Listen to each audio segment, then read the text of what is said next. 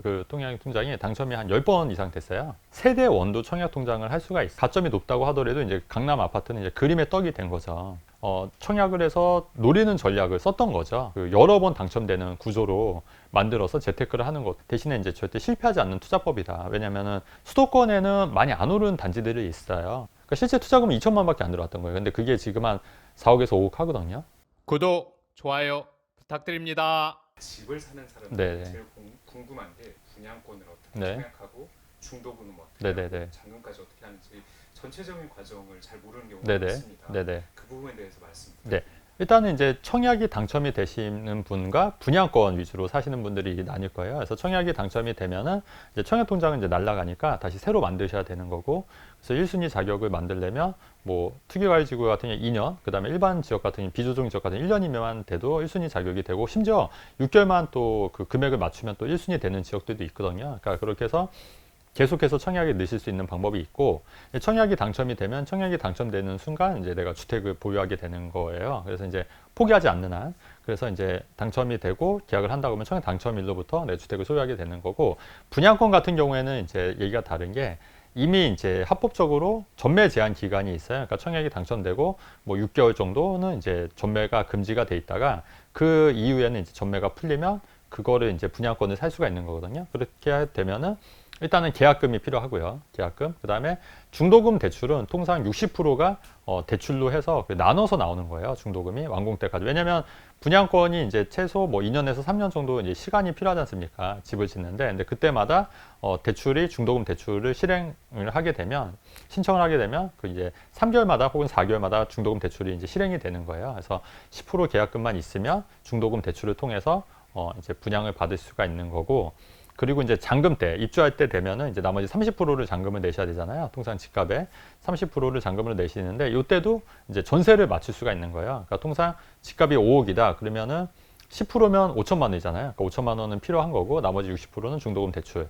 그래서 2년 혹은 3년 있다가 이제 완공이 될 때쯤에 나머지 잔금 30%면 5억에 30%면 1억 5천이지 않습니까? 그 돈이 준비가 돼야 되는데, 그 돈이 준비가 안 된다 하더라도 전세가 만약에 4억이다. 전세를 맞출 수 있다. 그러면 처음에 계약금 5천 넣었으니까 나머지 5천만 원 정도만 준비를 하시면 되잖아요. 그러면 그때 되면 전세를 맞추고 나머지 5천만 원만 준비하게 되면 잔금을 맞출 수가 있는 거죠. 물론 이제 취득세 이런 취득세는 이제 별도로 얘기를 하는 거고, 그 외에 부대 비용 같은 거는 이제 아예 좀 배제를 했는데, 큰 틀에서 보면 이렇게 이해하시면 될 것 같아요. 통장을 묵히지 말라고 네네. 하십니다. 네. 사실 많은 사람들이 고점을 받기 위해서 많이 묵히면서 가거든요. 네네. 근데 이 묵히지 않고 하는 어떤 투자법이 있는 거예요? 그렇죠. 그러니까 실제로 제 좀 사례를 말씀드리면, 제가 이제 청약 그 통장이 당첨이 한 10번 이상 됐어요. 예, 근데 그게 왜 가능하냐면, 일단은 저 혼자 한 게 아니라 저희 와이프랑 이제 같이 해서, 대부분 사람들이 이제 투기가지구에는 이제 그 세대주만 청약이 되는 게 맞거든요. 근데 이제 그 외 지역들 있지 않습니까? 그러니까 수도권이나 지방 같은 경우에는 세대 원도 청약 통장을 할 수가 있어요. 그러면은 동시에 넣게 되면 동시에 당첨도 가능한 거거든요. 세대주뿐만 아니라. 그렇게 하다 보니까 한 번에 두 개가 당첨이 되면 그 충분히 이게 10번 이상이 당첨이 될 수 있어요. 예, 그렇게 해서 당첨이 될 수가 있는 거고, 그래서 어떤 분들은 이제 가점을 높이려고 이제 계속 이제 통장을 묵히다 보니까, 제가 최근에 보신 분은 한 거의 20-30년간 무주택으로 계신 분이 계시거든요. 근데 그렇게 해서 강남을 집을 사려고 했더니 또 자금이 안 되는 거예요. 자금이, 돈이 없으니까. 예, 그러다 보니까 이 가점이 높다고 하더라도 이제 강남 아파트는 이제 그림의 떡이 된 거죠. 그래서 사실은 청약을 할 때는 두 가지가 중요해요. 그러니까 가점도 중요하지만 두 번째는 자산이 어느 정도 있어야 되거든요. 자금이. 그래서 저는 이거를 좀 처음부터 전략을 좀 바꿔서 제가 원하는 이제 지역, 특히 원하는 지역 서울이나 강남 쪽의 아파트는 당첨되기가 어렵잖아요. 하늘의 별 따기거든요. 그러니까 차라리 그럴 바에는 내가 원하는 아파트는 내가 내 돈으로 사고, 그리고 수도권 같은 경우에는 의외로 당첨될 수 있는 확률이 굉장히 높아요. 왜냐하면 경쟁률이 그렇게 높지가 않거든요. 그래서 그런 아파트들을 청약을 해서 노리는 전략을 썼던 거죠. 그리고 이제 그런 전략을 저만 한 게 아니라 이제 저한테 이제 상담을 받으러 오신 분들한테도 이제 알려드린 거예요. 그렇게 해서 그래서 이제 굉장히 많이 당첨이 됐거든요. 그렇게 해서 당첨이 되다 보니까 또 이게 재당첨 제한이 투기과열지구 같은 경우에는 5년 뭐 이렇게 있지만은, 일반 수도권이나 이제 외곽 지역 같은 경우는 재당첨 제한이 없는 지역도 있거든요. 그러다 보니까 요번에 당첨이 되고 또 내년에 또 당첨이 될 수 있는 거예요. 내후년에 또 당첨이 될 수 있는 거고. 그러니까 그런 식으로 이제 청약 통장을 활용해서 당첨이 되다 보니까 좋은 게 뭐냐면, 잘 고른 아파트들이 이런 게 이제 자산 가치가 오른 거예요. 자산 가치가 오르다 보니까 그게 또 이제 자산이 또 많아진 거거든요. 그래서 자산이 커지니까 당연히 내가 또 원하는 아파트에 또 내 돈 주고 살 수도 있는 거죠. 그래서 저는 너무 이 청약에만 목매실 건 아닌 것 같아요. 그래서 오히려 좀 전략을, 그러니까 내가 가점이 물론 높고 당장 당첨이 될 수 있다고 하면은 청약을 노리는 게 맞는데, 그렇지 않다고 하면은 청약보다는 오히려 저처럼 이게 역발상으로 생각해서 오히려 좀 약간 수도권 쪽에 좀 경쟁률이 낮은 단지들을 노리는데, 요거를 좀 그 여러 번 당첨되는 구조로 만들어서 재테크를 하는 것도 하나의 방법이지 않겠나는 게 제 생각인 거죠. 그러니까 최근에 이제 워낙 그 갭 투자가 워낙 유행하다 보니까 어느 순간 이제 뭐 매매가 전세가 차이가 적은데 하다 보니까 이게 개수가 굉장히 많이 늘어나야 되잖아요. 근데 그만큼 또 리스크도 있고, 또 최근에 역전세가 나버리니까 그게 또 굉장히 위험하다는 걸 많이 이해하실 거예요. 그래서 저는 투자를 저도 근 한 20년 했거든요. 그래서 부동산 투자를 저 어린 나이에 했기 때문에 20년 했는데, 근데 저는 항상 보면은 뭔가 새로운 걸 투자하기 전에 뭔가 기존 거를 좀 처분하고 사고 파는 식으로 해서 그렇게 식으로 이제 자산을 좀 불려갔거든요. 근데 이게 장점이자 단점은 이게 좀 더딜 수는 있어요.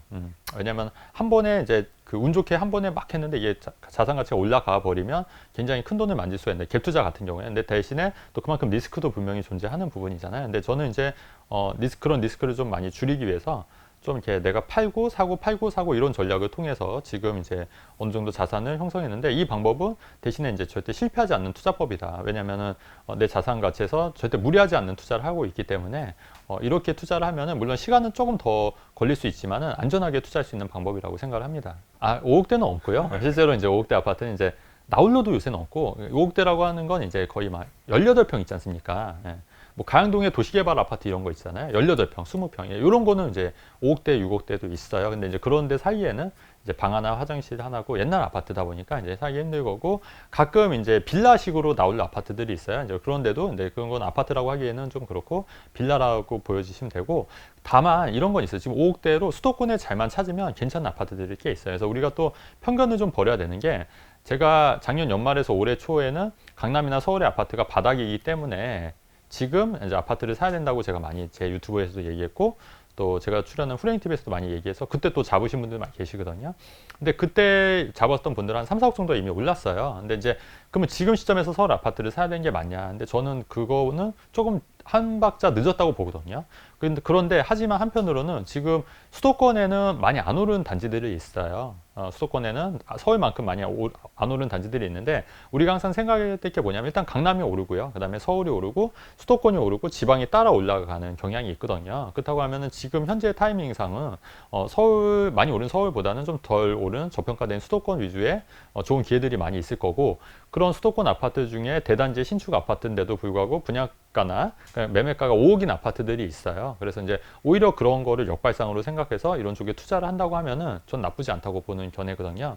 근데 다만 사람들이 무조건 서울만 사야 된다, 서울 아파트 사야 된다, 이렇게 주장하시는 분들이 굉장히 많은데, 이제 그런 말에 물론 이제 서울 아파트를 사는 게 맞는데, 근데 5억짜리 아파트는 현실적으로 없다 보니까, 그렇다고 하면 내가 갖고 있는 자산에서 어떻게 하는 게 가장 효율적으로 투자를 하는 건가는 한번 고민해 보신다고 하면은, 지금 현 시점에서는 서울보다는 수도권 투자가 오히려 그게 더 본인한테 맞는 투자법이지 않겠냐는 게 제 생각이죠. 네.